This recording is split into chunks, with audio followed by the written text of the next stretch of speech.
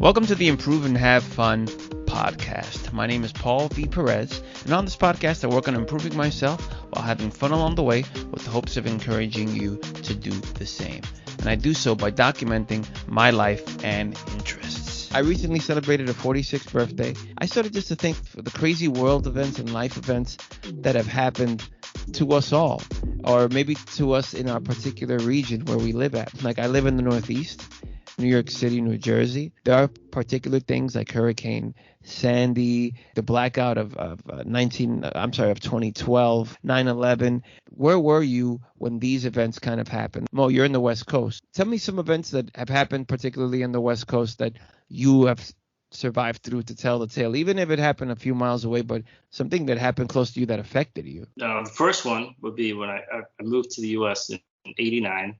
I want to say within 2 or 3 weeks, we had the big San Francisco earthquake. That I'd never lived through a earthquake, aftershock, and any of that. I came from London and the ground stayed still there. So it was a trip because I was in the backyard, I believe. The ground was shaking. So I ran into the house. I was looking, I think my grandma was there and one of my aunts or uncles were there. And then, oh my goodness, it's going in. And then I ran into the bedroom. And then I remember the computer, the big old monitor, I don't know, SVJ, whatever it was sliding forward. And I don't know how it was shaking, but I guess it wasn't at a tilt. It was moving forward. So I remember just pushing it back and just kind of watching outside and everyone's kind of reactions. Everyone's just kind of standing there looking at each other like, what's going on? And that was it. I think it was, I don't know how long it was. It felt like hours that it was shaking, but I'm guessing it was just a few seconds. That was probably the biggest thing that I can remember when I first moved to the U.S. Living where you live at, because it's always in the news, you've dealt with those fires, like brush fires and... Yes. It's so sad, the fires. Something that you know is going to happen and you still can't stop it. Because earthquakes, they try and predict it and fires and stuff, but fires, especially in the last couple of years, they've wiped out cities. I know people that had houses up in Paradise. Paradise was a city that was basically burned to the ground. I think it was last year or the year before. Jeez. And yeah, one of my mom's coworkers, she had, thankfully it wasn't her normal house. She had like a rental property up there.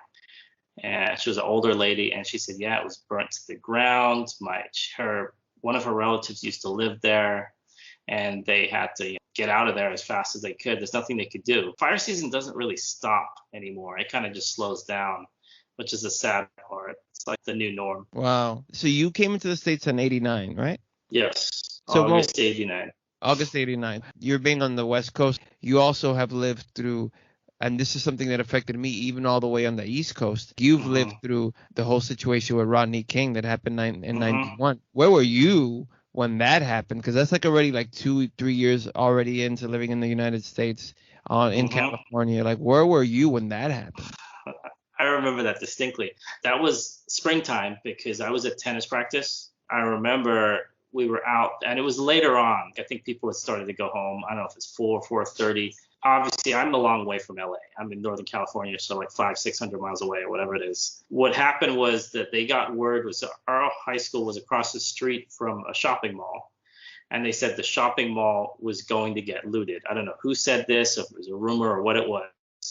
But basically, I think it was one of the security guards came out and said, all right, we're shutting down the school. And this was after school, but there was still track practice, tennis practice, different sports and stuff. And they were afraid that the mall was going to get looted. And it didn't.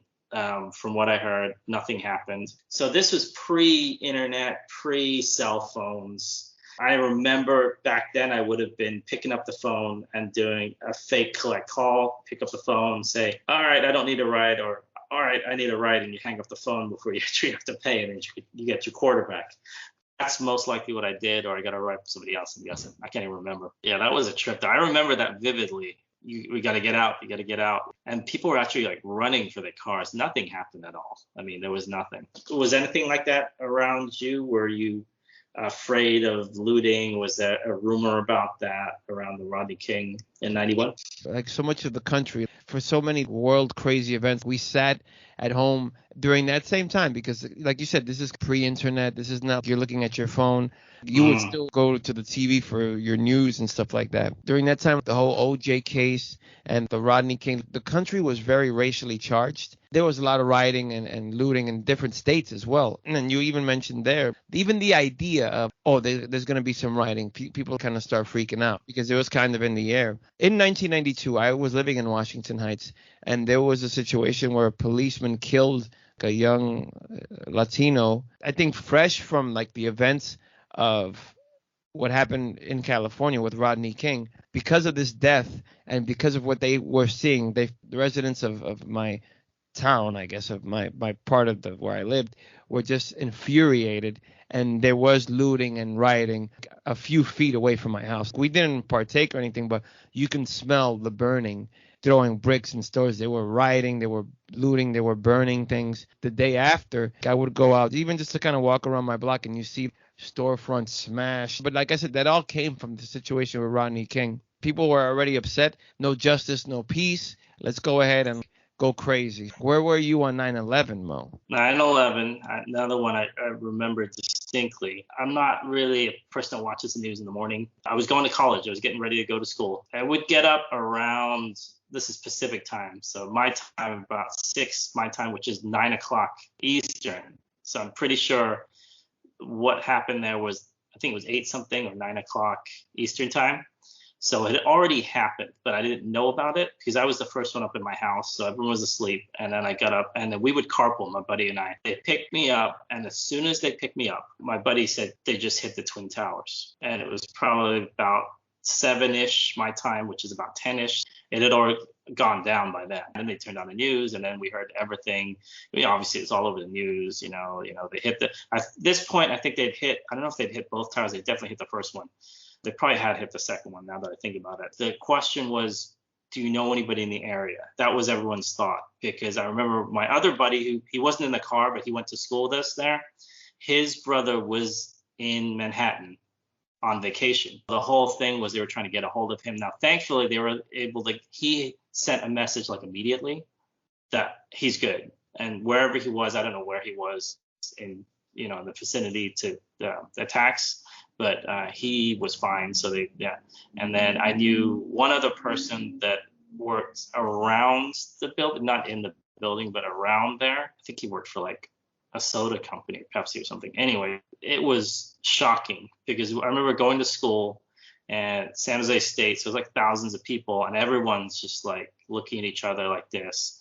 And the first thing we do when we get there is 90% of the school was already just shutting down. I guess they couldn't get word out that morning. So kids showed up. Basically, people were showing up and they were telling them to go home. Just go home, go home, go home.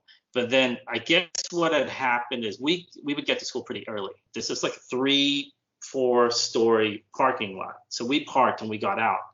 We walked down, and the second we walked down, within a minute, they locked the parking lot down, because I think that was around, they had gotten word back about the second building being hit. It was similar to what we said about the Rodney King thing, like that. I'm like, oh no, what's going to happen? Not that this is like a big high rise or anything. It wasn't a very well-known building or anything like that.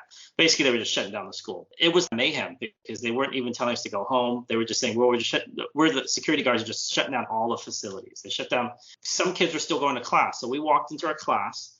And the weird thing is, our teachers, the first thing he said is, we're going to have this entire class. And he went on like nothing happened. And we were on the first floor, big windows in this classroom. We could see everybody leaving. It's 8, 9 in the morning. People had just got there. They were just leaving. I remember one time he even said, don't look at the windows. It's not his fault, though, because like I don't think nobody knows how to react in this situation. Yeah. From his personality, knowing him, he was a very kind of straight-laced. He's not very outspoken, but very few words. And he's the kind of teacher that would expect you to be on time and keep you for the entire session. So that's exactly what he did. And then when we left, he didn't really say much either. Just okay. They were told to say that, they're shutting down the schools, so the parking lots are closed. That's the one thing he did say. He said, you're not going to be able to get in the parking lots, and we don't know when those are going to open up. We recommend that you leave campus and just go somewhere safe. So that's basically what we did. We went to a local burrito stop. It was crowded as heck, and we just somehow grabbed a table, and we sat there for like an hour or two. How did you get home? We had to wait for the parking lot to open. Waited to, I think, around noon. I think they opened up the parking lots, and because they figured that, wait, we've got all these people that are stranded here, we got to get them out of here. So eventually, and then we just drove home, and the traffic was bad on the way home too. It's usually a 20-minute drive. It took probably like an hour or something. And I remember it was super early. I'm usually not home like 12, 1 in the afternoon. Usually we got home like at 5 or 6. So I remember sitting there in the house by myself, and then I think I turned on the TV, and I had MTV at that time. I don't know why it was on. I just turned it on, and even the videos had changed at that point. The videos they were showing, I remember seeing, I don't know why I remember seeing this. There was a lot of red, white, and blue colors from the videos they were showing. I just remember, and there was this rap video, and I just remember he was dressed all in blue, red, white, and blue.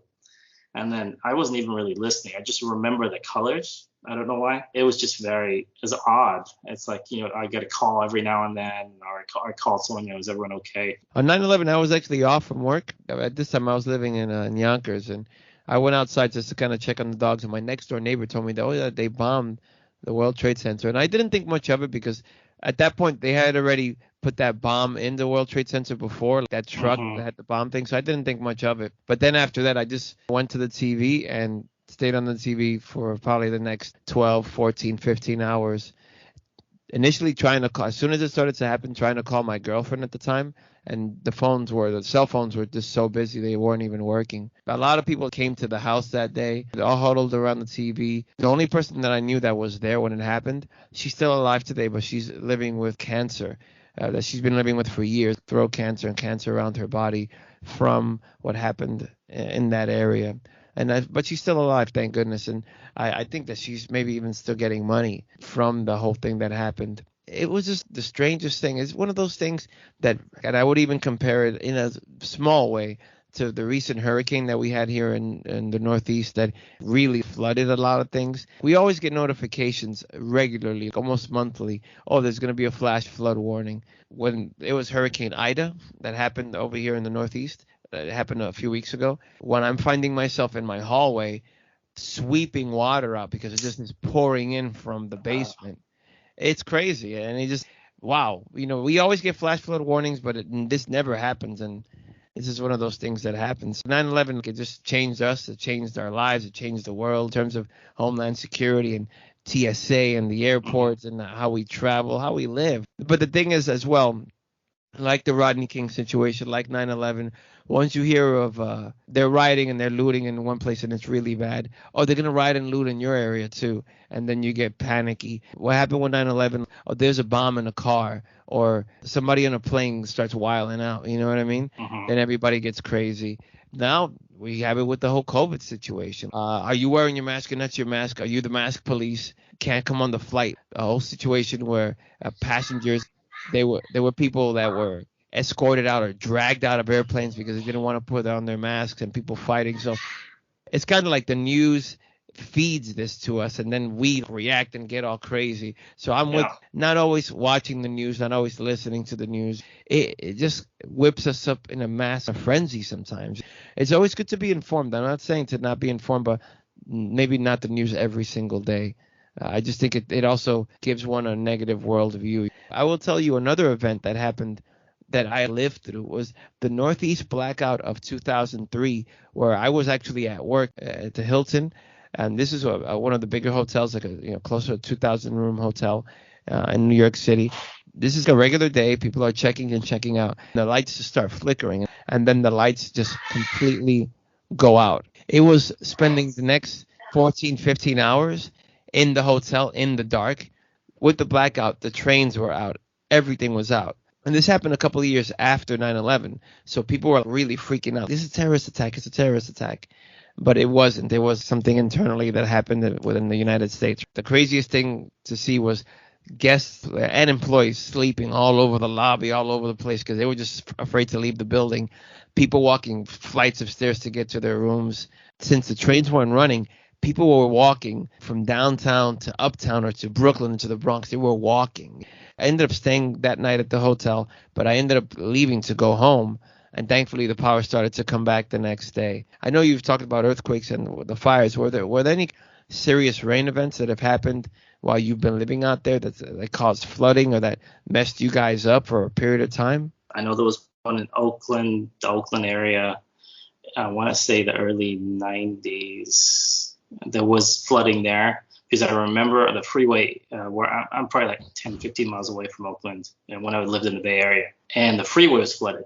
I mean, you couldn't drive through it. And that was a part of the freeway where it kind of just went down and had like this overpass over it. So there was a bit of a dip there, but that was the first time I ever saw that. So I think it was the Oakland floods. And I remember seeing houses sliding.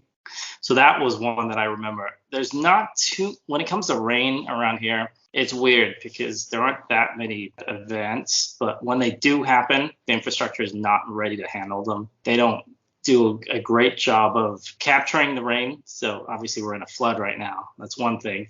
And then also dealing with it because a lot of buildings, older buildings, especially San Francisco, there's like a building in San Francisco, I believe, that they've been spending millions on just trying to get it because it's leaning. Every year it leans more and more and more. And they're afraid. I mean, it's right on the edge. And yeah, they're trying to save it. I'm not sure if they'll be able to or not. It's just, I think it was built on, I don't know if it was just built incorrectly or on the wrong kind of foundation or what. Flooding wise, I know in LA there's been quite a few floods. There was a flash flood not too long ago in LA. I don't know if it was a flash flood, but there was flooding, and then there were houses sliding there as well. I think it was the Getty Center. Might have been the Getty Center that had issues that was sliding too. It's like big art museum. But with rain, we don't get, obviously we don't get hurricanes on this coast. Weird thing is we did have, I live in the Sacramento area now, about 10, 15 miles away from me, there's a city called Davis, California. There was a mini tornado there, I want to say 2 years ago, which is really weird because we're not tornado country at all. Usually it's on the drier side though, like I said, like earthquakes, fires, that kind of thing. Hurricane events happen around here often. I'd never seen any kind of flooding like personally, like touching me since this last Hurricane Ida, but for Hurricane Sandy, that was crazy. Hurricane Sandy, I was already living in New Jersey. And again, another situation where I was home. The lights, I can see the lights in my house, in my apartment building flickering. So Hurricane Sandy happened in 2012. I'm looking outside my window and the street lights are flickering. And at that time, I was really into Alex Jones. I was really into survival stuff and prepping. And I ended up buying one of these wind-up kind of I ended up buying storable foods. I ended up having a wind-up kind of radio that you could wind it up to get electricity for it to work. And I brought candles as well. I didn't get power back for at least 5-6 days later. What I ended up doing, I ended up going to my dad's. He lives in the Bronx at the time when he was alive. He got rest his soul. And I just stayed with him for a few days. The getting out of New Jersey, you can do it the day after. But while the rain was going on, it was crazy. But I live next to Hoboken, and I live on a hill, and Hoboken is by the water. Every time there's a bad hurricane, Hoboken just gets messed up. They didn't get power back for like 2-3 weeks. Hoboken is beautiful. When it's by the river, there's a gate that's all along, and it stretches for a good few miles. And some of the sections of that gate was pushed in, and that blew my mind because the fact that it's so powerful, though, that the water was so powerful that it even forced the gate and then like eroded some of the walkway. And this is like cement and brick. Yeah. That blew my mind. Mo, we're not going to go on too long on this one. Final thoughts. It's amazing that you and I have been on this planet. You're 43 right now. In 43 years that we've lived. And I want anyone listening to this, like I said in the very top of this episode, just reflect on that. The amazing events that you've lived through. You can still be alive to tell the tale. What's already happened in 43 years of our existence, 46 for me, and what's to come. We're living in amazing times, and I say this all the time, but I don't know how you can be bored, because history alone is fascinating, and especially the history of just you, the history of your town, wherever you're living at, the history of whatever part of the world you're living in. It's amazing. It's amazing. And I just wanted to end it with that. No, it is. And you're 100% right. I mean, and I'm sure there's things I'm blanking out on that will stand out in my mind once we're done with this show. But yeah, no, you're exactly right. It's crazy the stuff we're going through now. The weather, it's changing. One other thing I'll leave with this one. With the fires, we were at Legoland, which is Carlsbad. It's near San Diego. We were there. This was early 2018. They shut down the park. They said they've never done that before because the smoke was so bad. You could see this haze above the park. It's kind of orangey, brownish, grayish haze. And they said, yeah, sorry, the air quality is so bad we have to shut down the park. We haven't done it. I think they said they hadn't done it before. They hadn't done it in a long time. Guessing that's like the new normal because this was 2 or 3 years ago. So unfortunately, I'm guessing they've done that a lot since then. Hug your family and your friends. 100%. Keep in touch with them. Dude, and I mean, because you never know. Dude, 100%. But I even remember things from childhood. I remember when Reagan was shot and seeing that on TV during the 80s. I remember when the Challenger exploded. I was in the 5th grade. We were watching it on TV and reiterating what Mo just said. Dude, hug your family, hug your loved ones, even friends, just tell them that you love them. The fact that you've survived all this stuff, and also that give you confidence and that give you strength to go ahead and pursue anything that you want to pursue. Dude, if you're still alive and you even survived this whole COVID shit, God bless you. We're living in the crazy world and happy to be alive today and grateful to us to have this conversation and thankfully and be able to reflect. Absolutely. And you never know what's going to happen tomorrow, so live through today to the best you can, right? Exactly. Thanks for watching. Thanks for listening, and I will catch you on the next one.